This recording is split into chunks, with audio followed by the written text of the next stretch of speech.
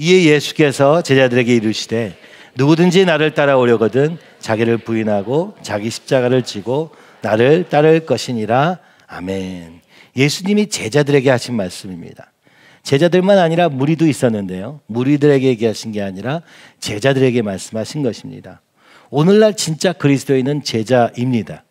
무리는 그리스도인이 아닙니다. 그렇죠? 진짜 예수님을 따라가는 사람을 부르셨던 거지, 구경하고 거기서 혜택을 보는 사람을 부르셨던 것은 아닙니다. 진짜 예수님을 아는 사람은 이 제자들밖에 없었다고 성경은 기록하고, 또 그들은 동일한 예수님의 길로 걸어갔음을 보게 됩니다. 주님이 딱 두 가지를 얘기하시는데, 그죠? 나를 따라오려거든 자기를 부인하고, 그죠? 자기를 부인하고 또 자기 십자가를 져라. 하나님이 우리 안에 하나님의 형상을 주셨지만 오늘 우리가 부인해야 될 자기도 있음을 기억해야 됩니다. 그것은 바로, 그죠? 옛사람이죠. 에베소서 4장 22절 24절, 너희는 유혹의 욕심을 따라 썩어져가는 구습을 따르는 옛사람을 벗어버리고 오직 너희의 심령이 새롭게 되어 하나님을 따라 의와 진리의 거룩함으로 지으심을 받은 새 사람을 입으라. 그러니까 무슨 얘기입니까? 우리 안에 두 사람이 있다는 겁니다. 옛사람과 새 사람이 있다는 것입니다. 부인해야 될 것은 옛사람입니다. 그죠? 그리고 마음이 새롭게 돼요. 심령이 완전히 새로워졌어. 그래서 새 사람을 입으라고 말씀하시는 것이죠. 되라고 하신 것도 아닙니다. 그것도 옷과 같은 것이었어. 그렇죠? 옛사람이 계속 우리 안에 있고, 그러나 새 사람을 계속 입고, 옷도 날마다 바꿔야 입어야 되는 것처럼 그와 같이 날마다 이 걸음을 가야 되는 것을 주님이 말씀하십니다. 우리가 이번에 수양회 시작하면서, 또 우리가 정서적으로 건강한 영성도 사랑방에서 해가면서 우리가 한 가지 기억해야 될 게 있는데, 하나님이 지혜 되신다는 것입니다. 근데 하나님은 그 지혜를 딱 두 가지로 설명하고 계시는 거예요. 그렇죠? 무엇입니까? 나를 아는 것과 하나님을 아는 것이 지혜다. 지혜는 사실 하나님 자신인데, 그 하나님을 만나면 그 하나님이 내가 어떤 존재인지를 성경을 통해서 또 깨닫게 하시면서 바로 우리가 죄인임을 알려주셨습니다. 그리고 또 하나, 그러나 온전한 의, 하나님의 의 되신 예수님을 소개해 주시는 것이 바로 성경입니다. 그래서 성 어거스틴은 이렇게 말합니다. 자기 자신으로부터 멀어진다면 어떻게 하나님께 가까이 갈 수 있겠는가? 주님, 당신을 알기 위해 제 자신을 알게 해 주십시오. 어거스틴이 고백록을 썼을 때 거기에는 화려한, 그 당시에 최고의 석학의 자리에 있었던 성 어거스틴은 놀랍게도 책을 쓰는데, 그렇죠? 가장 부끄러운 자신의 모습을 쓴 것입니다. 그것이 고백록입니다. 그가 어떻게 음란에 빠져, 어떻게 방탕한 생활을 하며 어떻게 하나님을 벗어나 있었는가를 굳이 얘기할 필요 없을 그때, 그죠? 그리고 가장 사람들로 박수받고 가장 거룩하다 여겨져서 이름 앞에 성이 붙을 정도로 이제 성이 된 것 같은 그 자리에서 그는 무엇을 얘기합니까? 내가 어떤 사람이었는가를 얘기하는 것입니다. 성경은, 그죠? 자기를 부인하고 해야 되는데, 오늘 이 시대는 자기가 어떤 사람인지 몰라요. 내가 어떤지 몰라요. 근데 어떻게 부인합니까? 모르는 것을 어떻게 부인합니까? 그죠? 모르는 것을 어떻게 벗어버립니까? 그런 얘기입니다. 그래서 이 성 어거스틴은 그 가장 찬란했던, 그죠? 그 시대에 자신의 과거를 아주 상세하게 적기 시작하는 것입니다. 여러분, 그 책을 읽어보셨나요? 읽어보시면 굉장히 충격적이에요. 제가 고등학교 때 그 책을 읽다가 너무 충격을 받은 거예요. 도대체 이 사람은 어떤 사람이길래 어떻게 이렇게 인생을 산 사람의 이야기가 있다는 것인가. 그때는 성 어거스틴이 누군지도 몰랐으니까요. 근데 거기에는 정말 말할 수 없이 더럽고 타락한 인간의 본성, 자기의 본성, 반항으로 시작했던 그 걸음들, 그럴 수밖에 없던 가정 환경들, 온갖 것이 다 써져 있는 거예요. 그래서 제가 어머니한테 물어봤습니다. 도대체 이 사람 누군데? 이 책을 왜 읽는 겁니까? 왜 이렇게 이런 얘기를 봐야 되는 것입니까? 저는 그때도 이해를 못했습니다. 나중에 알게 됐습니다. 이 사람이 어떤, 그죠? 성경에 대한 해박한 지식과 어떤 그죠? 하나님에 대한 이해를 가지고 있었는지를 알고 나서 더 깜짝 놀라게 된 거예요. 그렇습니다. 우리가 어떤 죄인인지 아는 만큼 하나님을 더 알게 된다고 그는 얘기하고 있는지도 모르겠습니다. 온전함에 이르는 길이라는 책을 쓴 사람은 영적 생활의 거의 모든 문제는 자기 이해의 부족에서 비롯된다. 내가 어디 있는지 모르다 보니까 그죠? 내가 어떻게 놓친 건지도 모르는 것이죠.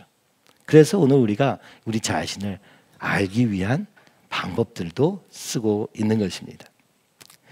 그러나 그 결론은 무엇입니까? 알고 보니 내 안에는 하나님의 형상을 따른 원래의 모습도 있지만 그러나 세상을 따라 가정의 배경 안에서 또 이 세상에서 자라온 이 옛사람들이 있다는 것. 그것을 벗어나기 전에는 그리고 새 사람을 잊기 전에는 우리가 하나님의 형상대로 살 수 없다는 것을 성경은 아주 분명하게 얘기하고 있는 것이죠. 그래서 바울은 심지어 로마서 7장 19절에서 25절 사이에 이렇게 말합니다. 내가 원하는 바 선은 행하지 아니하고 도리어 원하지 아니하는 바 악을 행하는도다. 만일 내가 원하지 아니하는 그것을 하면 이를 행하는 자는 내가 아니요 내 속에 처하는 죄니라. 그러니까 이상하게 하나님을 알았으면 하나님의 그 선하심을 따라 선을 행하고자 했어요. 근데 내가 하고 있는 것은 악을 행하고 있는 거예요. 그는 하나님을 사랑함으로 그리스도인들을 죽였어요. 하나님의 아들이신 예수님을 믿는 자들을 핍박하는 데 쓰임받은 거예요. 아니 나는 선인 줄 알고 행했더니 악이다. 근데 그것은 무엇이냐? 내가 아니라 내 속에 거하는 죄다. 죄는 어디 바깥에 있는 게 아니라 내 안에 있다고 고백하는 것입니다. 그러므로 내가 한 법을 깨달았노니 곧 선을 행하기 원하는 나에게 악이 함께 있는 것이로다. 그러니까 내 존재 자체, 내 마음의 중심에 선과 악이 동시에 거한다. 옛사람과 겉사람이 함께 있다. 그래서 속사람 한편에서는 하나님의 법을 너무 즐거워해. 내가 저렇게 주님의 뜻대로 살기 원합니다 하는 마음이 있지만 또 내 지체 속에 한 다른 법이 내 마음의 법과 싸워 내 지체 속에 있는 죄의 법으로 나를 사로잡는 것을 보는도다. 이제는 그게 보이는 거예요. 내가 어떤 말을 통해서 어떤 생각을 통해서 속는지 그 죄의 법이 나를 사로잡는지를 보고 있다고 지금 바울이 얘기하는 거예요. 얼마나 민감한지 내 마음속에 일어나는 일들이 하나님의 것과 그렇지 않은 것들이 내 안에 느껴지기 시작하는 거예요. 여러분 이게 깨어난 사람의 특징인 것입니다. 그렇죠? 그러면서 바울은 외칩니다. 오라 나는 공고한 사람이로다. 이 사망의 몸에서 누가 나를 건지를. 벗어날 수 없다는 것입니다. 이거를 봐도 해결할 수 없는 거예요. 날마다 싸워야 되는 거예요. 그래서 나는 날마다 죽노라 이렇게 얘기하는 거예요. 우리 주 예수 그리스도로 말미암아 하나님께 감사하리로다. 그런데 왜 감사가 있죠? 바로 예수님으로 말미암아 오늘 이것을 내가 알게 되었고 이 싸움이 저절로 이루어진 것은 아니고 이 예수님이 십자가에 승리하셨지만 이게 거저 내게 주어지는 것은 아니지만 내가 이것을 깨닫게 되니 감사한다. 그래서 내 마음으로는 하나님의 법을 육신으로는 죄의 법을 섬기는 이 영과 육의 싸움이 계속되고 있다. 이거 하다 보면 어떻게 돼요? 지치는 거예요. 막 우리 안에 주님을 사랑하는 마음이 있습니다. 근데 그것만 가지고 우리의 삶이 변하지 않는 거예요. 왜요? 내 안에 있는 죄 때문에 내 안에 있는 육신으로 인하여 끊임없이 방해를 받는 거예요. 사람한테 방해받는 게 아니고 환경에 방해를 받는 게 아니라 내 안에 있는 그 죄가 방해하고 있는 겁니다. 그렇죠? 그래서 고린도전서 15장 31절 바울은 이렇게 외칩니다. 우리 다 함께 외쳐보시죠. 형제들아 내가 그리스도 예수 우리 주 안에서 가진 바 너희에 대한 나의 자랑을 두고 단언하노니 나는 날마다 죽노라. 아멘. 나의 육은 죽고 영이 살기를 날마다 하지 않으면 안 된다는 거예요. 그죠? 이것이 나의 자랑 전부다. 내가 너희보다 나은 건 이거 하나밖에 없다 라고 얘기하는 거예요. 그죠? 너희에 대한 자랑도 이거다. 너희가 뭘 해가지고 뭐 성과를 내가지고 기뻐하는 게 아닙니다. 하나님이 뭡니까? 너가 날마다 자기를 부인하는 것. 이것이 우리의 승리의 비결이다. 그러니까 오늘도 마찬가지입니다. 우리가 어떻게 승리합니까? 나는 날마다 죽노라. 아멘. 여러분, 이게 승리의 비결이에요. 내 안에 있는 육신의 법과 싸우는 거, 그렇죠? 내 안에 있는 죄를 제거하는 거, 이것이 승리의 비결입니다. 자, 우리가 수양회 때 봤던 걸 잠깐 빨리 보고 그 다음 얘기를 넘어가려고 하는데요. 자, 나는 그럼 누구인가 할 때 우리는 기억해야 될 게 정체성. 나라는 건 누구냐라고 하면은 딱 이거밖에 없습니다. 내가 누구라고 생각하느냐, 내가 왜 산다고 생각하느냐, 내게 가치 있는 것은 무엇인가가 나입니다. 근데 우리는 이렇게 생각 안 해요. 나 그래도 하나님의 자녀지. 근데 하나님의 자녀인데, 그죠? 정작 현실 속에서는 내가 하나님의 자녀가 아니라 내가 뭐 이게 가졌어, 저게 없었어, 그런 사람으로 생각하는 거예요. 그죠? 돈이 많고 적음에, 권력이 많고 적음에, 지식이 많고 적음에 따라서 나를 정의하고 있는 거예요. 그러면 믿음이 아니죠. 진짜 나는 누굽니까? 내가 누구라고 생각하는가를 묻는 것입니다. 또 하나는 내가 무엇을 위해 사는가가 나입니다. 그죠? 아, 세상을 향해서, 돈을 향해 살면서 내가 하나님의 자녀다. 그거는요, 말이 충돌되고 있는 거예요. 사실이 아닌 거죠. 착각하고 있는 것입니다. 내게 진짜 가치 있는 것이 무엇인가? 그죠? 세상이 막 너무 좋아 보여.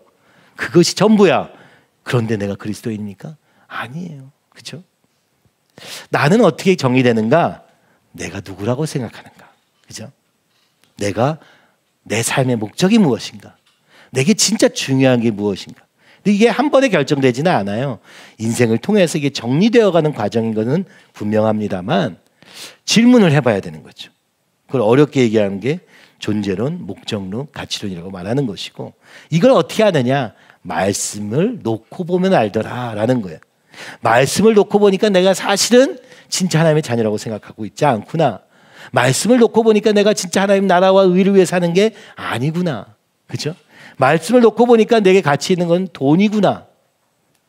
오늘 그러면 이 정체성, 혼란이 있을 수밖에 없는 것입니다. 그죠? 누가 혼란스럽게 만드는 게 아니라 내 스스로 혼란스럽게 된 거예요. 그죠? 왜 이렇게 정체성이 왜곡되는가? 그것은 바로 거짓 선지자, 부모로부터 잘못된 것을 교육받고, 그죠? 세상으로부터 잘못된 것을 교육받고, 또 이 세상의 모든 분위기 속에서 이게 좋은 거라고 확신하게 되는. 근데 신기한 거는요, 궁극적으로는 사단에게 속는 건데, 이 사단의 말은 굉장히 그럴듯해요. 이상하게도 하나님의 말씀은 힘들어, 어려워, 듣기 싫어, 이렇게 되는 거예요. 이게 바로 우리의 부패한 마음입니다. 그죠? 하나님의 말씀을 들으면 우리의 마음의 부패함도 드러나게 되는 것이죠. 그리고 그 잘못 들은 것들로 끊임없이 나를 만들어 가니까, 그러니까 어떻게 됩니까? 내가 머리로는 내가 하나님의 자녀지 이렇게 생각하는데, 근데 우리의 삶은, 그죠? 내가 누구인가라고 물어봤을 때는 그 답이 안 나오고, 내가 무엇을 목적으로 하는가도 하나님과 상관없고, 내게 가치 있는 것이 무엇인가도 주님과 상관없는 이런 삶을 살게 되는 것이죠. 그 중에 가장 큰 게 바로 거절과 반항의 다름질이라고 얘기했던 것이죠. 기본적으로 거절은 무엇입니까? 바로 내가 하는 일로, 성과로 나를 판단하는 것입니다. 그죠? 왜 슬프냐? 그죠? 내가 하는 게 잘 안 돼서 그런 거예요. 안 된다고 그렇게까지 슬플 수 있어요? 근데 왜 자기 연민으로 가냐? 자기 혐오로 가냐? 왜냐하면요, 이 부모의 사랑을 받지 못한 사람들은 어떻게 되는 줄 아십니까? 내가 뭔가를 더 잘해야지만 사랑을 받을 거라고 생각하는 거예요. 이게 바로 거절의 다림줄입니다. 그러니까 내가 하는 일이 나예요. 부모가 끊임없이 성적을 요구하면 성적을 못 받았을 때 나를 성적이 나쁜 나로 정해버리는 거예요. 성적이 우리 인생에 그렇게 중요한 게 아닌 걸 다 알잖아요. 그게 뭐 우리의 인생을 그냥 많이 바꿔줄 수 있는 부분이 있지만 그게 전부는 아니잖아요. 그런데도 거기서 좌절하게 되는. 문제는 좌절이 시작되면은, 그죠? 이 슬픔으로 쭉 내려가면은 아무것도 못하게 돼. 그러니까 이게 되게 역설적인 거예요. 내가 더 잘해야지. 그 잘하는 내 모습을 보여줘야지. 그게 나지. 이렇게 생각했는데 정작 이 길로 가면은 어떻게 돼요? 처음부터 삐뚤어졌기 때문에 나중에는 아무것도 못합니다. 그렇죠? 착각만 할 뿐이죠. 내가 이런 사람이야 라고 포장만 할 뿐이죠. 사실은 아니에요. 또 반항의 다림질은 뭡니까? 그것은 내가 기준이다 하는 거예요. 내가 나다, 나는 나다 이런 얘기예요. 그죠? 내가 마음대로 할 건데 왜 네가 뭐라고 그래? 이렇게 되는 게 반항이잖아요. 이게 뭡니까? 기본적으로는요. 내가 기준이. 사실은 이 반항의 다림질의 벽돌에 보면은 어떻습니까? 내 기준이 옳다는 것을 계속 주장하는데 쓰다가 나중에는 비판적이 될 수밖에 없는 것 아닙니까? 그게 아무리 선한 것이어도 내 기준만 옳다고 생각하는 거. 그러니까 하나님의 기준에 들어갈 생각을 전혀 안 해. 하나님이 아무리 이렇다 해도 나는 이렇게 생각해 하고 그냥 계속 가는 겁니다. 이게 반항이에요. 그러니까 이게 어떻게 속은 거냐면 내가 더 잘해야 될 거라고 속으면서 그래서 못해가지고 나는 이럴 수밖에 없어 하면서 믿음 생활도 이렇게 하고요. 그죠? 반항의 다림줄은 하나님을 등에 업고 내가 하나님 믿는 사람이야. 근데 왜 네가 말을 안 들어? 내가 하나님이 됐는데 전혀 몰라요. 하나님이 이용하게 됩니다. 그죠? 왜 나를 무시해? 이렇게 되는 거예요. 어찌됐든 이게 무엇입니까? 하나님의 기준하고 상관없이 이미 비뚤어진 대로 하나님을 이해하니까 하나님조차 왜곡되고 있는 겁니다. 그죠? 그리고 이 거절과 반항의 이 왔다 갔다를 멈출 수가 없는 거예요. 이번에도 보다 보니까 그죠? 이 수능형 그리스도인이 어디로 가요? 잘못 가면은 어디로 갑니까? 할 수 없어요로 간다기보다는 제가 보니까 비판적으로 많이 가는 것 같아요. 경쟁형 그리스도인도 뭔가 좀 해보려고 했는데, 그죠? 내 힘으로 좀 해보겠다고 했는데, 내가 하나님 위해서 이렇게 한다고 그랬잖아 했는데, 그거 막히면 어떻게 됩니까? 할 수 없어요로 가는 거예요. 그죠? 절망을 느껴요. 좌절을 느껴요. 여러분, 이게 은혜입니다. 이상하죠? 거절의 다림질로 쭉 살던 사람은요, 여기로 가야 돼요. 그죠?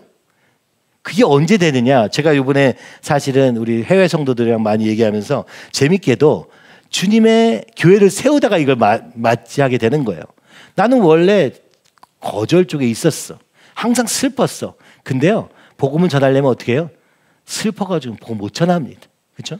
일단 내가 먼저 벗어나는 것도 먼저지만 가다 보면 어디로 가게 돼요? 이쪽으로 옮겨지게 돼요. 그렇죠? 내 멋대로 내 기준이 옳아. 내가 하는 게 하나님의 뜻이야. 라고 하던 사람들은 하다 보면요. 사람들에게 막히고. 그죠? 누구를 막 전도하려고 하는데 절대 안 믿어요. 그죠? 내가 이렇게 좋은 길로 인도해 주려고 하는데 저 인간이 말을 안 들어.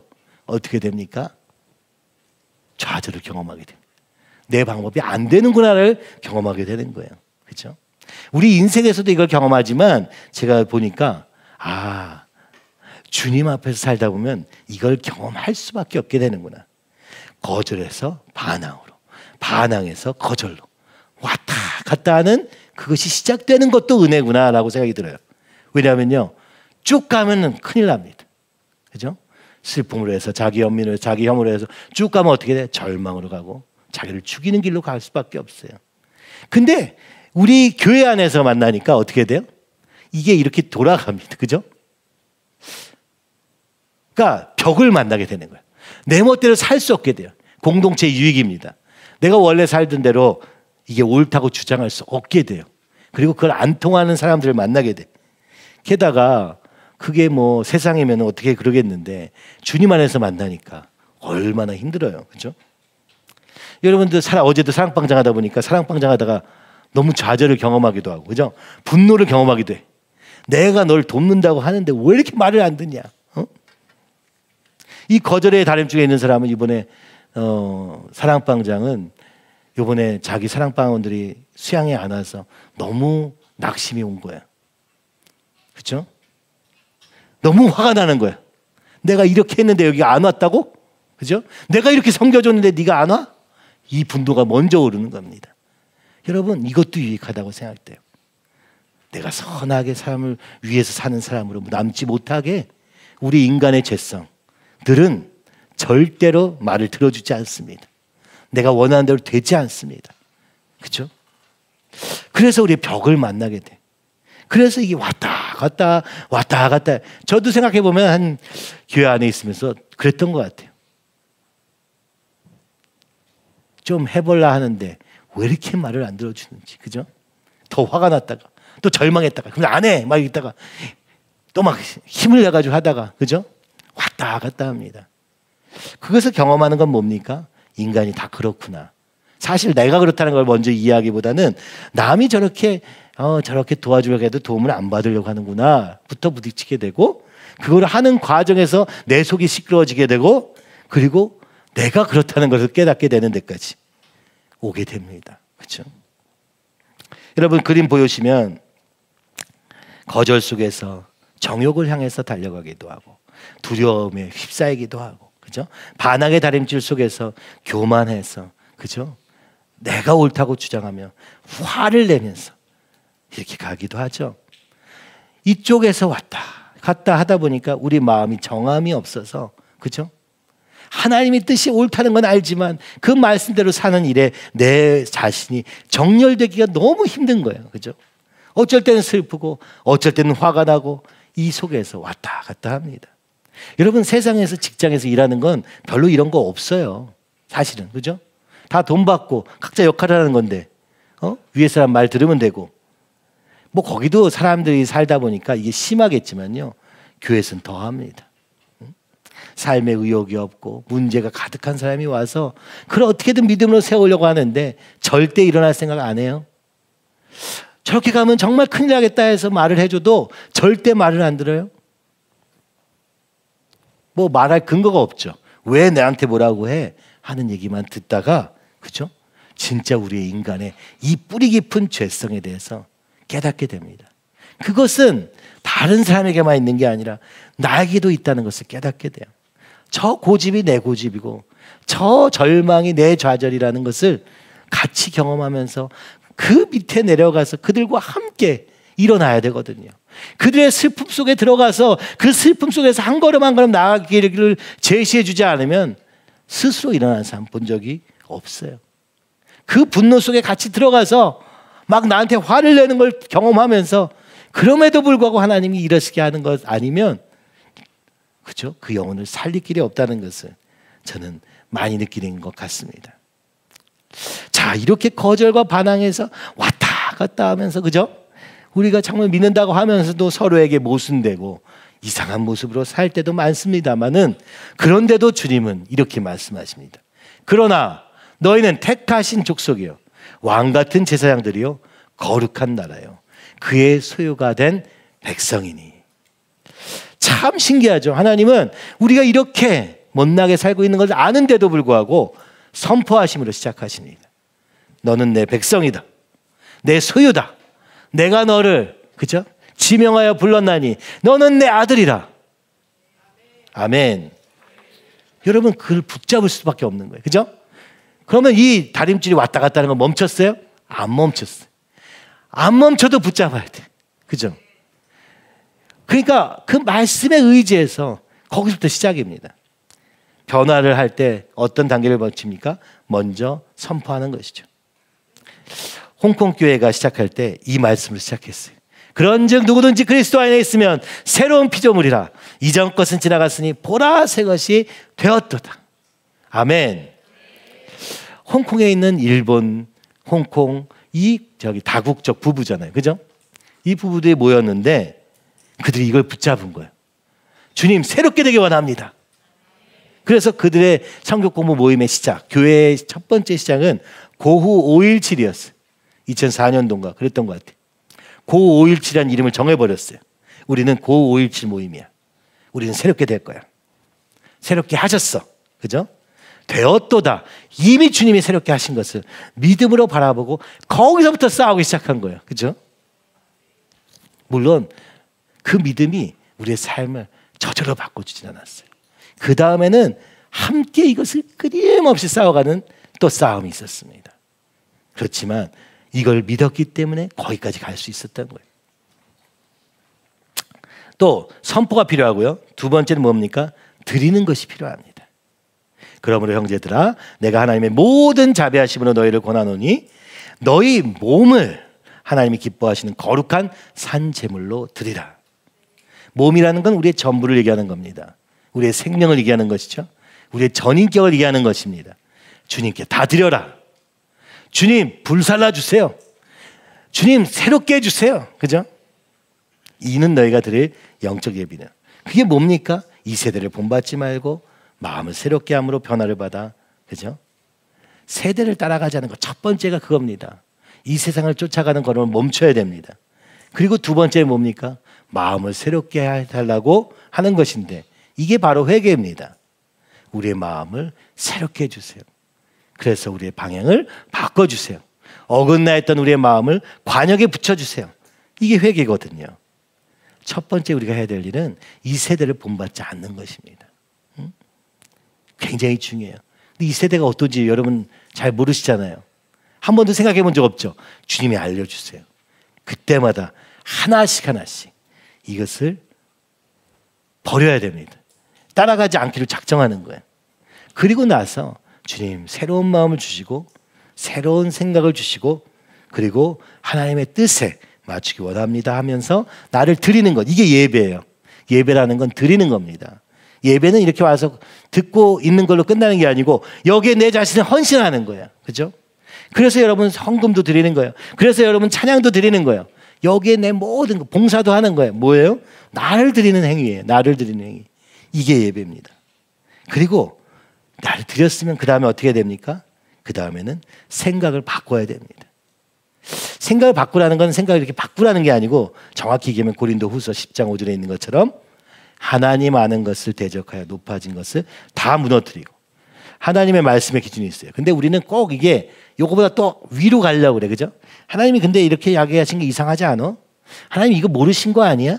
나는 아는데 주님 모르시는 게 있는 거 아니야? 주님 왜 이렇게 자꾸 막 순종하라고 하지?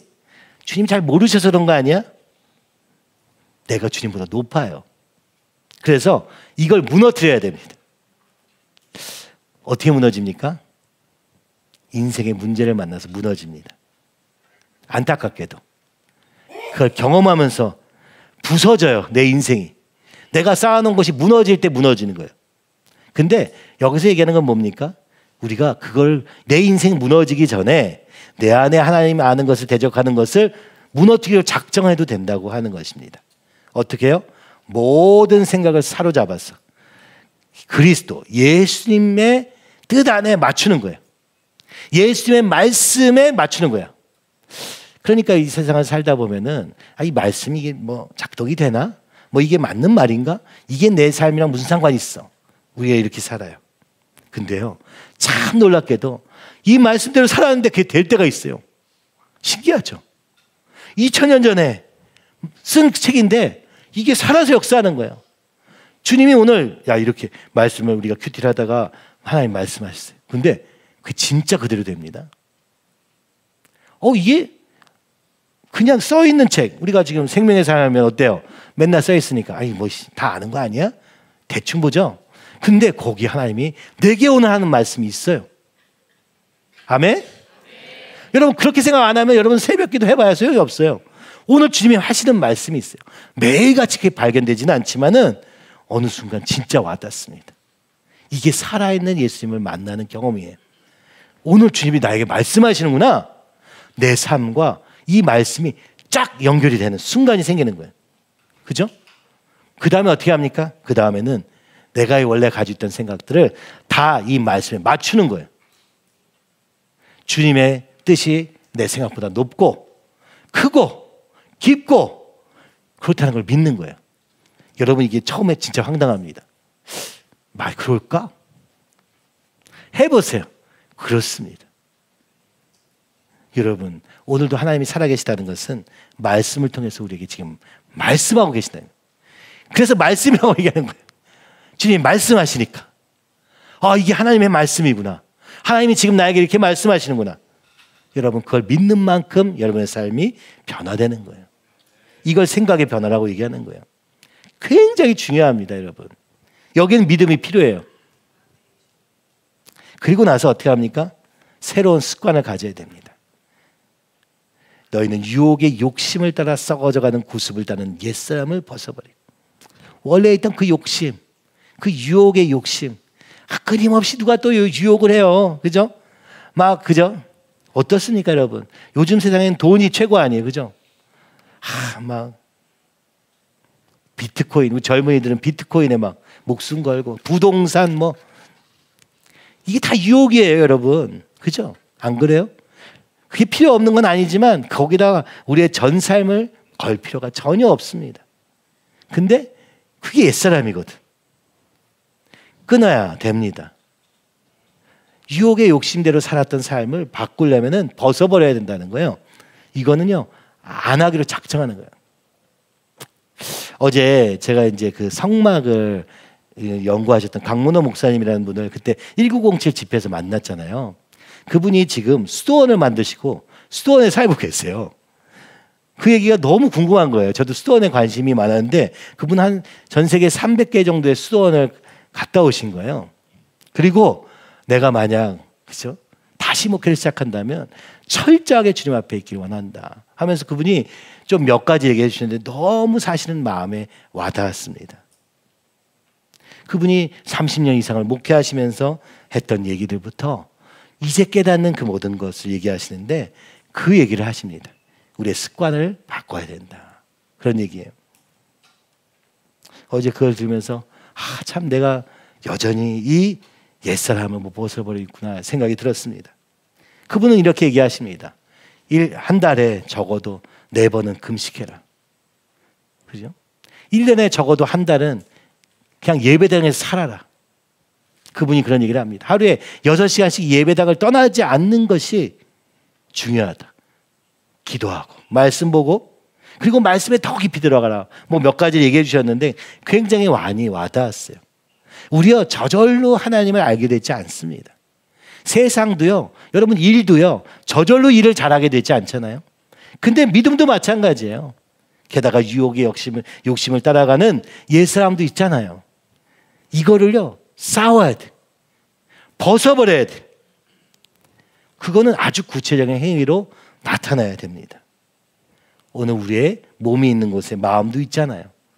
그러면 그것을 위해서 하나님을 따라 의와 진리의 거룩함으로 지으심을 받은 새 사람, 하나님의 의, 하나님의 진리의 거룩함으로 날마다 거룩함을 소원하는 것이 수도원의 삶이라고 말합니다.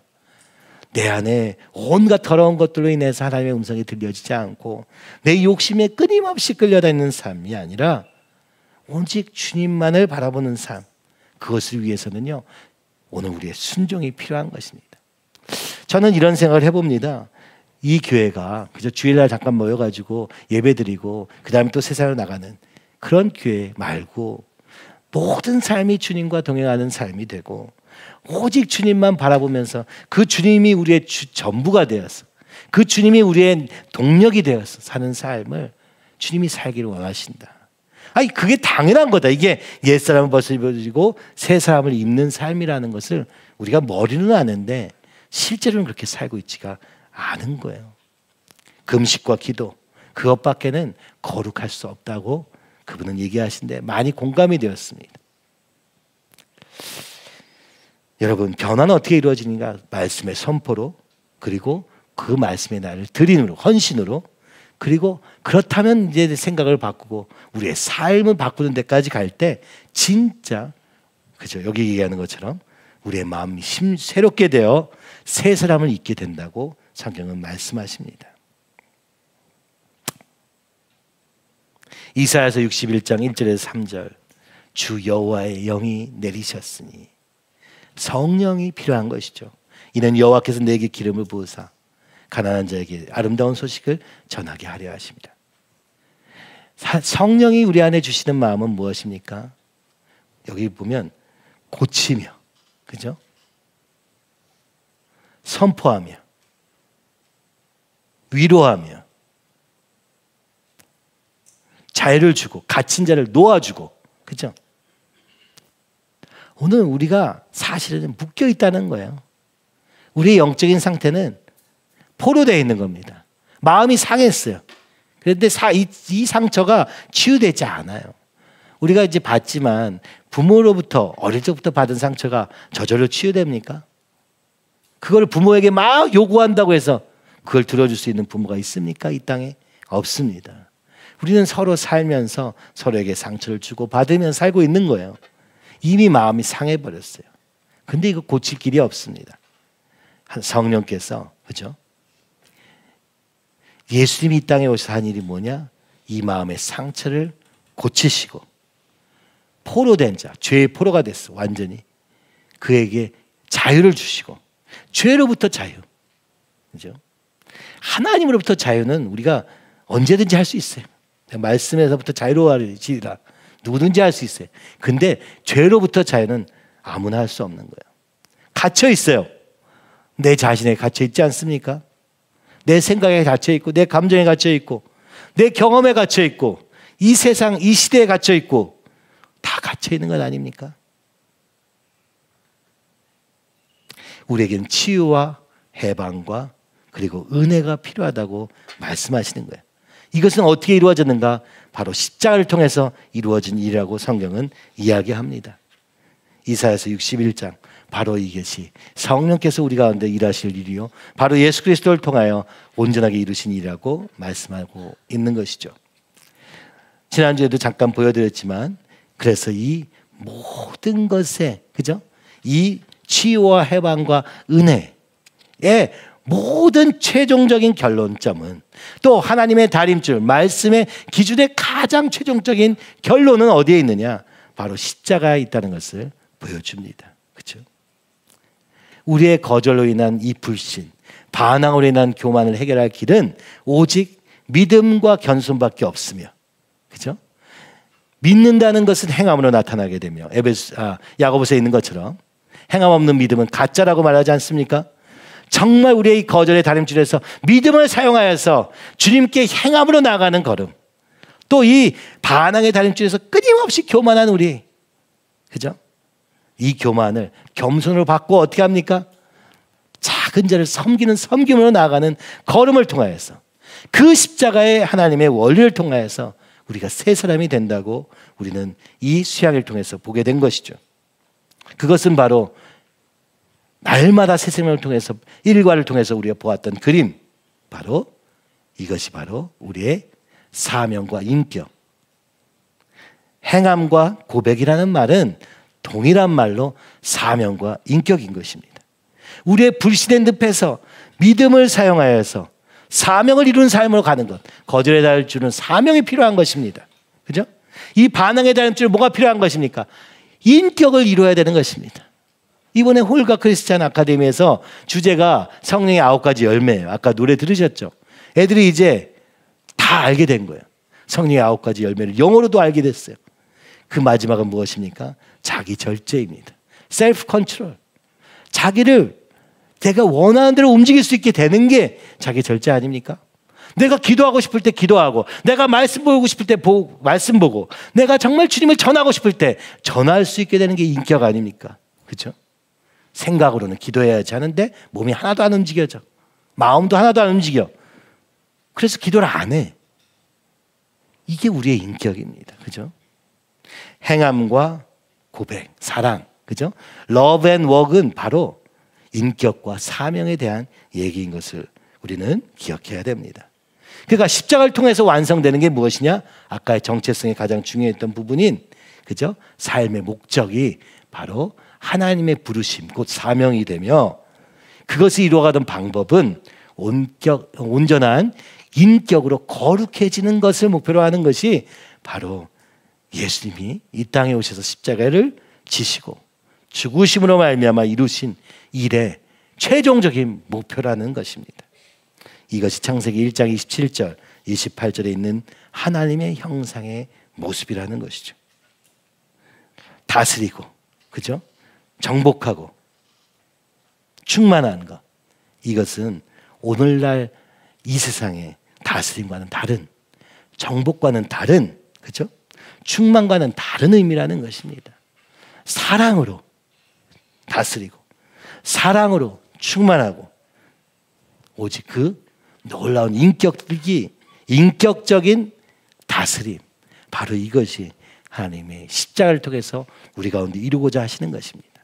가정 안에서 인격적인 다스림을 하는 제사장 같은 아버지가 나타나고, 그 예수님의 사랑으로 온 가족을 사랑하는 어머니, 또 그 자녀들이 마치 예수님께서 그러셨던 것처럼 말씀과 기도 가운데서 그렇게 아름다운 삶을 살기를 주님이 얼마나 바라시는지 모릅니다. 바로 이 십자가가 완성된 그림이라는 것을 여러분 삶에 반드시 기억하시기 바랍니다. 여기 거절의 다림줄에 있는 분, 거절의 다림줄에 있는 분, 손 들어 보십시오. 제가 뭐 확인할 건 아니니까. 예. 여러분, 그렇죠? 그럼 어떻게 해야 됩니까? 믿음으로 행해야 됩니다. 사명을 붙잡아야 됩니다. 이 거절 쪽에 있는 사람들이 사명 붙잡기가 힘들어요. 그죠? 왜냐하면 아무것도 할 힘이 없는데 나보고 어떡하라는 거야. 이렇게 생각이 들죠. 그때 예수님의 십자가 앞으로 나아가십시오. 주님, 제게 힘을 주세요. 제게 지혜를 주세요. 제게 능력을 주세요.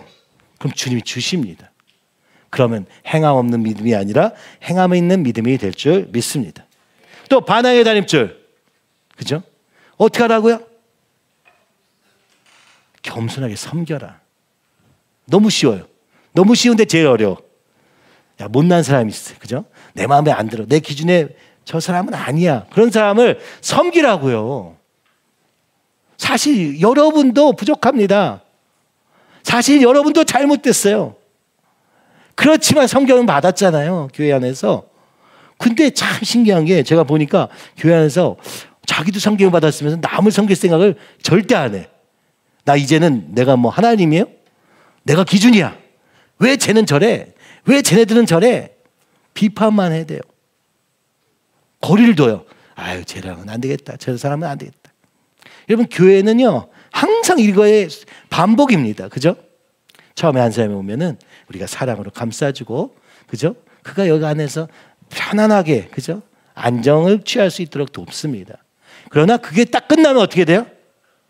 진짜 우리 교인이 되고 나면은, 진짜 믿음 안에 형제 자매가 되고 나면은 이 거절의 다림줄에서 벗어나게 해야 됩니다. 그죠? 이 교만의 다림줄에서 벗어나게 해야 됩니다. 그 이제부터는 야, 힘들어. 지금까지 나한테 아무 말도 안 하더니 왜 이제 나한테 뭐라고 하는 거야? 막 화를 냅니다. 그래도 아무 데도 안 가요. 못 갑니다. 여러분이 어디서 그런 사랑 받아본 적 없거든요. 그렇죠? 부모도 하지 않은 일을 교회가 하고 있잖아요. 부모도 여러분을 내팽겨줬는데 교회가 여러분을 더 좋은 길로 가도록 유도하고 돕고 또 말하고 안 되지만 또 기도하고 함께 막 붙잡고 막 이 사랑을 알기 때문에 어디 못 가요. 사랑의 결핍을 시작됐으나 주님의 사랑 안에서 우리가 형제자매의 사랑 안에서 안정을 취하게 됩니다. 그런데 여러분 성장해야 됩니다. 그때부터는 어떻게 돼요? 이제 그 사랑을 받았으면요 벗어나야 됩니다. 사실 이제 그걸 너무 싫어하더라고요 다들. 저는 그냥 계속 사랑만 받고 있을래요. 난 아무것도 못해요. 그렇게 해서는 안 됩니다. 여러분 좀 교만에서 좀 벗어나는 길은요 정말 약한 사람, 그렇죠? 내가 보기에 그런 사람 말고 진짜 다 벗고 진짜 길 없는 사람을 붙잡고 씨름을 하다 보면 겸손해집니다. 그렇죠? 교만에서는 그 사람이 더 먼저 알아. 저 사람은 교만하구나. 알기 때문에, 그죠? 도우려고 다가갔다가 욕 먹고, 그렇죠? 거절당하고 한 번도 거절의 다림줄을 경험해 보지 못했는데 누가 감히 내 말을 안 들어 그랬는데 저 사람이 날 거절하네. 그죠? 열받는 겁니다. 더. 근데 그럴 때 깨달아야 됩니다. 주님이 나를 반항의 거림줄에서 옮기시기 원하시는구나. 겸손하게 섬기는 자리에서 오늘 우리 안에 거룩을 이루어가는 거예요. 사랑을 이루어가시는구나. 그죠? 여러분 예수님은 오죽하셨겠어요. 예수님 다 아시잖아요. 하나님의 아들이신데 우리가 얼마나 모자른지, 우리가 얼마나 정말 소모적인지, 우리가 아무리 해도 안 된다는 걸 나도 아는데 주님이 모르시겠어요. 근데 주님은 포기하지 않으셨어요. 그죠? 끊임없이 반항의 다림줄로 찔러대도 그냥 안으셨어요. 죽으셨어요. 그 사랑 앞에서 우리가, 그죠? 절망하다고도 일었을 수밖에 없고, 나를 사랑하신 주님 때문에 교만하다고 겸손할 수밖에 없는 것 아닙니까?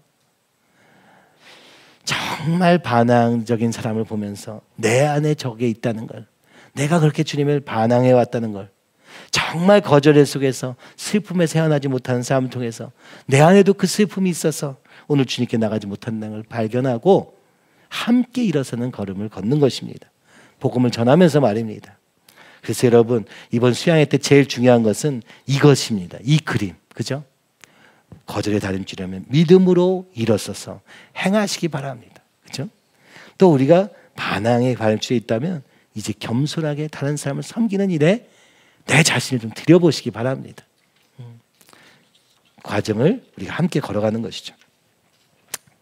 그 다음에 우리가 이제 오늘은 그 다음에 대한 얘기를 조금 하려고 그래요. 원래도 수양회 때도 이걸 하려고 했는데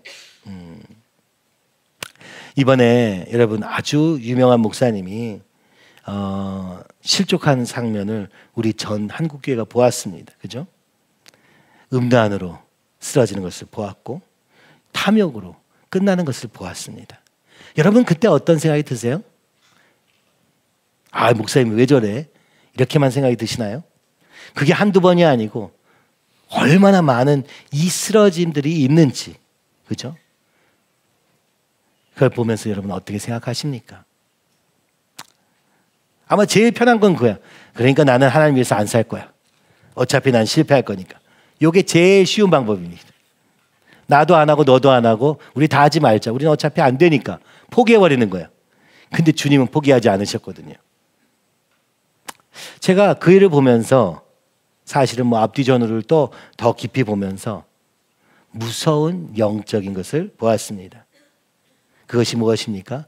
우리 열왕기 상에서 보았던 이세벨의 영에 대한 이야기입니다. 오늘 음란과 탐욕으로 가득했던 이세벨을 기억하십니까? 그가 하나님의 나라까지 잡아먹으려고 했던 그 이스라엘, 그러니까 북이스라엘 왕, 그죠? 아합 왕을 통하여서 일을 했던 것을 기억하십니까? 그리고 그 일이 남유다의 왕을 통해서 또 이어지는 것을 보셨습니까? 이거는 이세벨이라는 한 사람에 대한 얘기가 아니고 오늘 사단의 전략으로 들어온 것입니다. 우리가 안일하게, 그죠? 어떤 음란에, 그죠? 성적인 호기심, 그게 뭐가 되었든 아니면 작은 물질적인 욕심으로 시작했던 걸음이었는데 아합이 조금 편하게 살고자, 그죠? 시작했던 것이었는데 그래서 이방 여인과 결혼하면서 시작됐던 일인데 그 여인은 엣바알, 곧 바알을 섬기는, 아주 대대로 섬기는 그 여인을 만나면서 이 일이 벌어진 겁니다. 그가 이 아합을 얼마나 큰 공포에 몰아넣었는지 성경은 적고 있어요. 이세벨의 영이 하는 일은 무엇입니까? 공포를 느끼게 합니다. 절망을 느끼게 합니다. 사명에서 도망치게 합니다. 죽기를 바라며 우울증에 휩싸인 것처럼 광야에서 하나님 나 이제 안 되겠어요. 나 이제 그냥 죽을래요. 좌절을 경험하게 합니다. 번아웃 상태로 완전히 40일 동안 두루누워있던 엘리야를 기억해 보십시오. 하나님의 놀라운 역사가 있었음에도 불구하고 이 이세벨 앞에서는 엘리야조차 좌절 속에서 그냥 쓰러져 버렸어요. 무엇입니까? 이것은 사단이 하는 일입니다. 공포를 느끼게 하는 거예요. 그 목사님께 다가왔던 그 여인은 처음부터 목표를 가지고 있었답니다.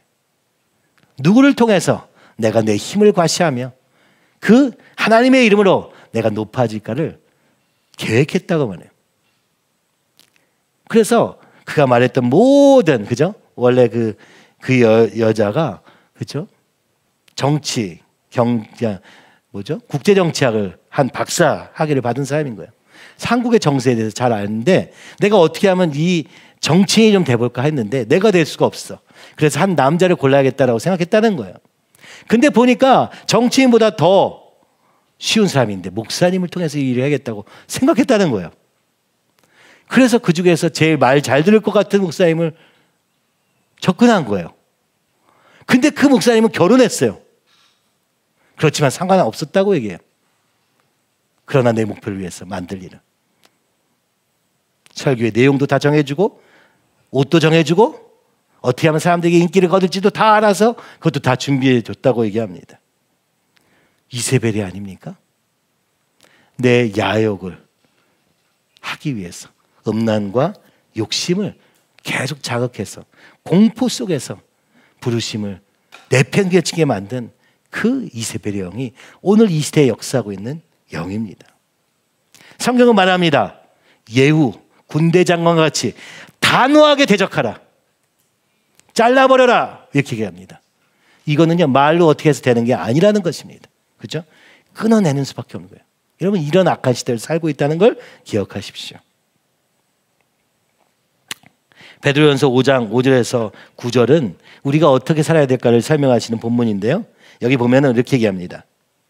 근신하라 깨어라 너희 대적 마귀가 우는 사같이 두르며 삼킬 자를 찾나니. 오늘 우리가 해야 될 건 무엇인가? 대적이라고 얘기하는 거예요. 그죠? 대적하라는 거예요. 아 무서워. 안 될 것 같아. 이렇게 느끼게 된다는 거예요. 이 사단이 이 이세벨의 영이 너무 강력하기 때문에 나도 모르게 내가 포기해버리는 거예요. 근데 대적하라고 말합니다. 대적하려면 어떻게 해야 돼요? 깨어 있어야 된다고 말하는 겁니다. 그죠? 어떻게 깨어 있냐? 이 앞에 다 나와 있습니다. 첫 번째 뭐예요? 겸손해라. 대적한 교만한 자를 대적하라. 그죠? 내 스스로 교만하지 않도록 하는 것이 제일 중요하다는 거예요. 내 자신의 능력을 믿고 까불다가 이렇게 된다는 겁니다. 그죠? 겸손으로 허리를 동이라. 쫙! 내가 절대로 주님보다 앞서지 않으리라. 내가 주님만 의지하리라. 요게 있지 않으면 넘어간다는 거예요. 두 번째는 뭐예요? 염려를 주께 맡겨라. 온갖 염려가 우리를 흔들기 시작한다는 거예요. 그렇죠? 그리고 근신하라 깨어라가 나오는 거예요. 그러니까 앞에가 깨어 있을 수 있는 방법이라고 같이 볼 수 있는 것이죠. 교만하면 넘어집니다. 내 방법 주장하다 넘어집니다. 걱정하다가 넘어집니다. 그래서 오늘 우리가 믿음이 필요한 거예요. 주님 깨어있게 하여 주시옵소서. 대적 마귀를 대적할 수 있도록 주여 인도하여 주시옵소서. 여기 보니까 너희는 믿음을 굳건하게 하여 그를 대적하라. 믿음으로 대적하는 거예요. 이는 세상에 있는 너희 형제들도 동일한 고난을 당하는 줄을 알미라. 이 일은요 한 사람의 일이 아니라 오늘 우리의 일일 수 있다는 것입니다. 아주 무서운 일이죠. 이세벨로 시작한 이 사단의 계략은 아달랴를 통해서, 아달랴라는 이름 자체가요 불행, 고통, 질병, 재난이에요. 하나님께 환난을 당할 수밖에 없는 자라는 뜻이에요. 이세벨, 아합 사이에서 아달랴가 태어납니다. 온갖 불행을 다 안고 태어난 거예요. 무슨 불쌍한 사람입니까? 그죠? 근데 오늘도 마찬가지입니다. 우리 안에 계속되는 이 영적 저주를 끝내지 않으면 계속 이어지는 거예요. 그것은 내 잘못이기도 전에 우리의 원죄, 하나님을 대적한 우리의 모두에게 계속 이어져고 있는 이 영적 저주를 끝내라고 말하는 것이죠. 이 아달랴를 어떻게 대적합니까? 엘리사의 영으로 일어서는 것입니다. 이세벨은요 단호하게 끊어야 되고요. 그 다음에 아달랴는 어떻게 합니까? 선지자를 통해서 승리할 수 있다고 말씀하시는 거죠. 제사장으로 구별된 삶, 나의 죄의 문제를 모두 주님 앞에 해결함으로 말미암아 이걸 끝낼 수 있다고 주님이 말씀하고 있는 것이죠. 단호한 예후의 영으로 끊고 구별된 엘리사의 영으로 끝장을 내는 것입니다. 이게 세대를 걸친 싸움이었다는 거예요. 말하자면 이게 쉽게 끝나는 싸움이 아니라는 것을 우리가 기억해야 됩니다. 그래서 이게 피 흘리기까지 싸우는 싸움이 될 수밖에 없다는 것입니다. 하나님이 오늘 우리에게 이걸 보여주고 계시는 거예요. 이 시대에 이세벨의 영이, 오늘 악한 영들은 많아요. 근데 특별히 나를 높이고자 하는 욕구와 탐욕에 젖어버린 이 세대 가운데 가장 크게 역사하는 지금 강력하게 교회를 흔드는 그 세력은 바로 이 이세벨과 아달랴, 바알 숭배로부터 시작된 이 영이라는 것입니다. 그리고 주님은 우리에게 말씀합니다. 이제 모세의 시대를 지나 여호수아 시대대로 일어서라고 말씀하십니다. 여호수아 1장 1절에서 3절에 이렇게 말합니다. 여호와의 종 모세가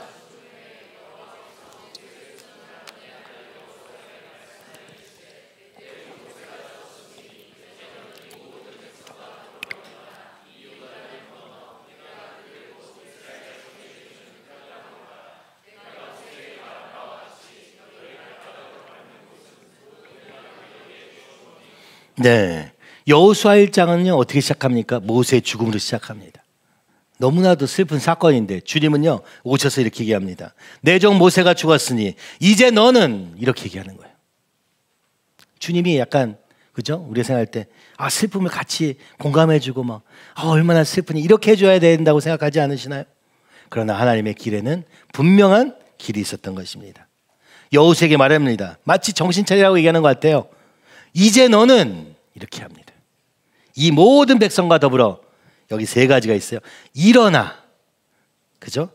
건너, 밟아라, 이렇게 얘기합니다. 이제 새로운 세대로 일어서라고 얘기합니다. 새로운 방향의 전환이 일어나는 것입니다. 근데 그 전환은 안타깝게도 모세의 죽음과 함께 일어나는 거예요. 그죠? 그러면 이제 내가 거기서 두려워 떨고 또 어떻게 해나 그러고 있었어요. 그러나 주님이 말씀합니다. 강하고 담대하라. 내가 너와 함께 하리라. 그렇게 얘기하시면서 그런데 너가 해야 될 일이 있다. 먼저 얘기하시는 거예요. 강하고 담대하는 뒤에 나오잖아요. 1장 8절 9절. 근데 먼저 명령하십니다. 어떻게 하라고요? 일어나라. 과거에 갇히지 말고 일어서라 라고 얘기합니다. 그죠? 이제 네 상황 결정해라. 갈지 안 갈지 결정해라. 거 땅바닥에 주저앉아 있지 말고 일어나라. 일어나서 어떻게 합니까? 요단강 건너가래요. 아니 홍해처럼 갈라지면 좋은데 물이 차가워. 물이 차가워요. 그죠? 물이 차가운데 발목까지 왔는데 안 갈라집니다. 어디까지요? 허리까지. 뭐라고 얘기하는 겁니까? 건너가라는 내가 생각하는 것보다 조금 더, 네가 생각하는 것보다 더 라고 얘기하는 거예요. 그죠? 야, 이 정도 갔으면 되는 거 아니야? 이 정도 가면 되는 거 아니야? 아니 어차피 요단강을 건너야 되는데, 그죠? 그 물이 얼마나 깊던 간에 그냥 건너가는 겁니다. 건너가기로 작정했으면은 끝까지 가라는 거예요. 근데 우리는 어때요? 이거 이상은 아닌 것 같아. 뒤돌아가고 싶은 거예요. 그래서 주님이 끝까지 건너가는 것을 목표로 하는 것을 우리에게 보기 원하시는 거예요. 넘어가라. 건너가라. 그죠? 그리고 내 발바닥으로 밟으라. 이게요. 그러니까 이 거인의 땅이었잖아요. 거인의 땅. 가보니까 사람들이 덩치가 엄청 커요. 적과 꿀이 당장 있는 줄 알았더니 그것도 잘 안 보여. 그러나 그들의 포도송이는 엄청 크고 군대 막 거인 같아. 얼마나 무서웠겠어요. 근데요, 주님 뭐라고 하십니까? 네 발바닥으로 밟으라. 네가 진짜 밟고자 하는 땅을 하나씩 다 밟으라는 거예요. 요단강도 겨우 건넜는데 그 다음에는 그 땅을 밟으라. 오늘 주님이 우리에게 주신 비전이 있습니까? 사명이 있습니까? 그 땅을 다 밟아야 될 줄 믿습니다. 여러분 각자의 믿음으로 가는 거예요. 굉장히 중요한 얘기입니다. 그러니까 목사님이 먼저 밟아주세요. 목사님이 다 밟고 내가 이제 갈게요. 아닙니다. 여호수아가 다 밟은 게 아니에요. 그 밟을 땅을 나눠줬어요. 각자 밟은 겁니다. 이게 되게, 그죠? 완전 다른 방향이에요. 이게 어떻게 보면 팀 목회라고 말씀하셨던 거와 비슷한 얘기라는 걸 제가 알게 된 거예요. 이게 제가 혼자 다 하는 게 아닙니다.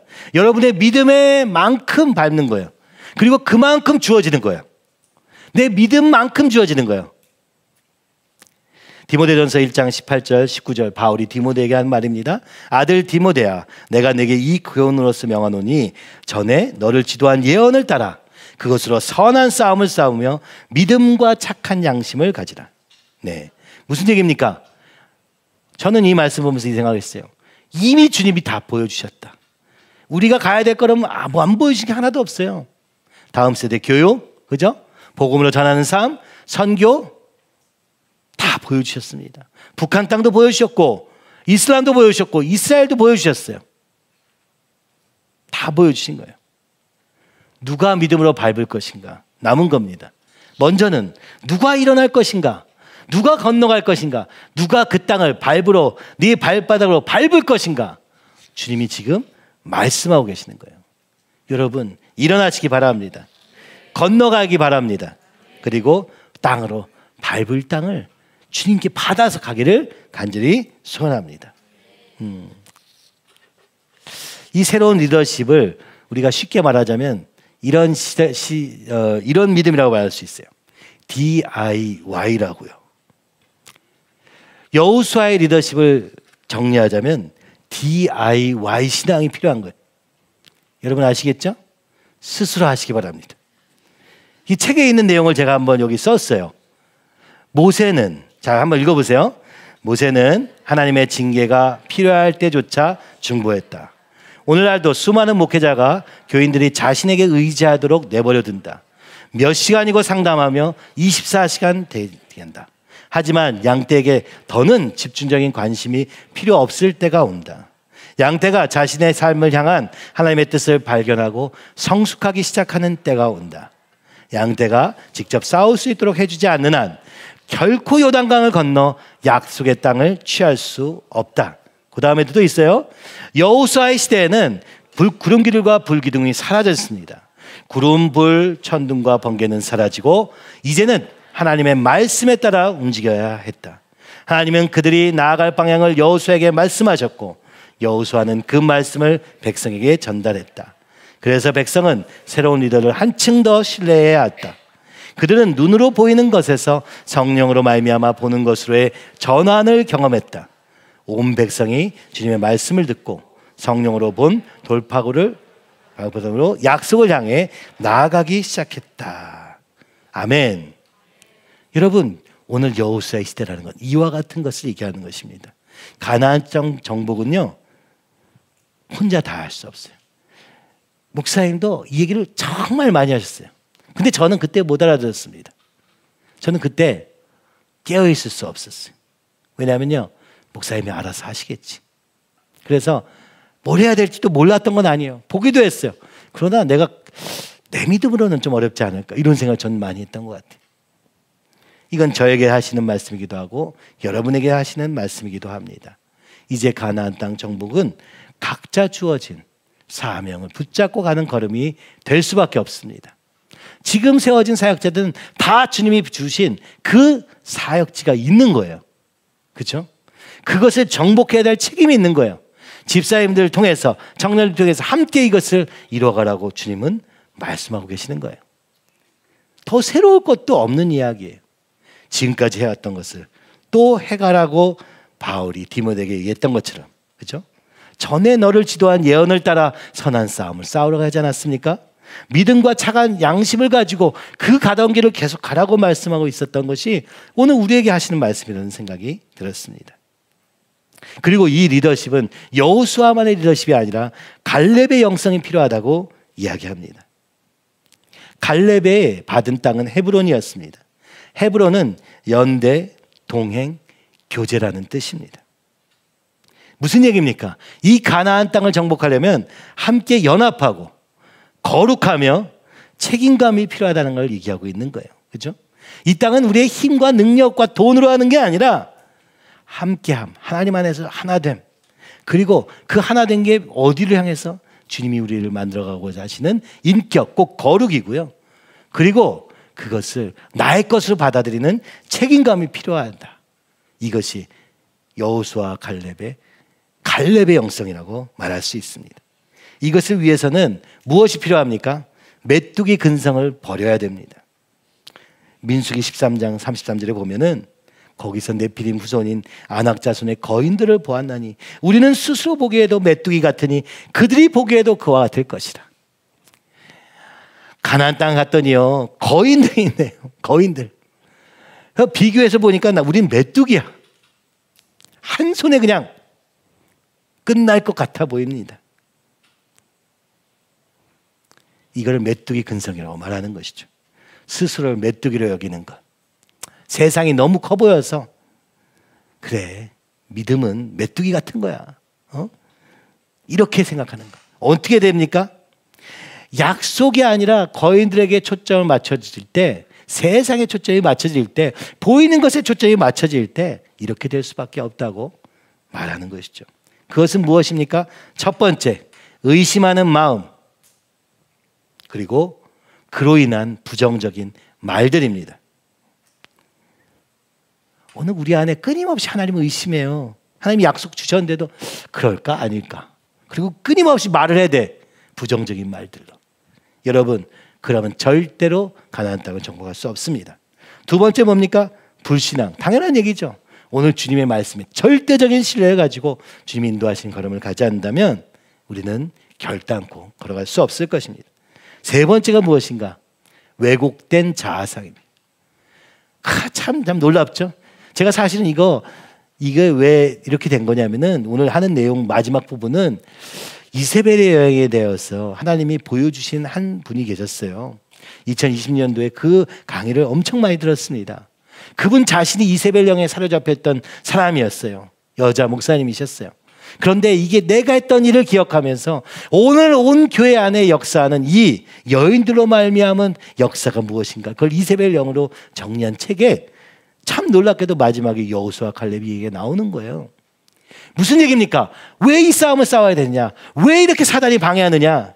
하나님이 새롭게 시작하실 가나안 땅의 역사를 막고 있는 거예요. 오늘 우리 교회도 마찬가지인 거예요. 사단이 아주 조직적으로 막아온 겁니다. 우리가 가나안 땅에 들어가지 못하도록, 우리가 광야에서 끝나도록 막고 있었던 거예요. 제 자신이 속았고, 제 자신이 두려웠고, 제 자신이 사명에서 벗어날 수밖에 없게 오늘 이 사단이 사람을 통해서, 환경을 통해서 역사하고 있다는 걸 보여주셨거든요. 그 책의 마지막에는 이 얘기가 나오는 거예요. 제가 이 갈렙의 영성은 왜 했는지 아십니까? 우리 집사님들에게 말씀드리고 싶었습니다. 오늘 우리에게 진짜 필요한 게 무엇인가? 연합, 주님 안에서 하나 되는 거, 거룩함을 향해 가는 거, 그리고 책임감. 이거 없이는 절대 못 갑니다. 그리고 이것만 있다고 되는 게 아니라 너무 세상이 커 보이고 불가능해 보이거든요. 메꾸뚱이 근성을 극복해야 됩니다. 첫 번째, 의심하는 마음과 그로 인한 말들, 이게 멈춰져야 됩니다. 우리의 불신앙 멈춰져야 됩니다. 그리고 이것이 왜 반복되느냐 보니까 왜곡된 자아상. 이미 속은 거예요. 내가 누군지 모르는 거예요. 하나님이 보시는 내가 아니라 부모가 얘기해 준 말, 세상이 보는 말, 내 경험에서 이루어진 말, 내 속에서 정의한 내가 더 큰 거예요. 주님이 이렇다 하시면 순종하면 되거든요. 그렇죠? 주님이 계속 강하고 담대하라, 저에게 계속 말씀하시는데 저는 일어서기가 싫어. 일어서 봐야 힘들 것 같아. 일어서도 내가 할 수 없을 것 같아. 왜곡된 자아상. 말씀으로 말미지 않은 거는 누구도 내가 누군지 알 수 없습니다. 주님이 보시는 나에게 나를 맞춰야 되는 것입니다. 주님이 오늘 우리를 용사로 보고 계신다는 거예요. 주님이 우리를 통해서 일하시겠다고 하는 거예요. 근데 우리는 그걸 거절합니다. 주님, 저는 못해요. 다 그랬어요. 그러나 이제 가나안 땅에 가려면 뭐가 필요합니까? 이 왜곡된 자아상에서 벗어나야 됩니다. 네 번째 뭐예요? 열등감. 신기하죠? 불신앙과 열등감은 우리가 하나님의 다른 주에서 이미 보았던 것처럼 연결되어 있습니다. 그리고 다섯 번째, 참된 것에 초점을 맞추죠. 뭐예요? 하나님 나라에 초점을 맞춰야 돼. 쓸데없는 거에 초점을 맞추죠. 이게 뭐예요? 이렇게 살면 그렇게 돼요. 지금 내가 이렇게 요거 하나 해결하려다가 길을 놓칩니다. 그래서 기도해야 돼요. 그래서 주님, 우리의 눈을 넓혀주세요. 하나님 눈에 보시는 것으로 바꿔주세요. 하지 않으면 끊임없이 요 작은 것에 우리가 실패하는 거예요. 그렇죠? 이건 왜 이렇게 했냐? 저건 왜 저렇게 했냐? 그거 하다가 한 걸음도 못 가는 거예요. 여러분, 그렇게 말한다고 우리 삶이 바뀝니까? 다벗기는 마찬가지인데 하나님을 끊임없이 의심하며 우리를 메뚜기로 남게 만드는 거예요. 그렇죠? 여러분, 저 간절히 소원하기는 주님이 그렇게 인도해 주실 것을 기대하며 오늘도 이것을 선포합니다. 주님이 말씀하셨으니 주님 이루어 주시옵소서. 주님이 이 영적 싸움을 하게 하신 것은 오늘 주님이 우리를 가나안 땅으로 가기 원하시는데 사단이 그렇게 오랫동안 우리를 붙잡고 있었음을 주님 보게 해주셔서 감사합니다. 그러나 이제 일어서게 하여 주시옵시고 건너가게 하여 주시옵시며 밝게 하여 주시옵소서.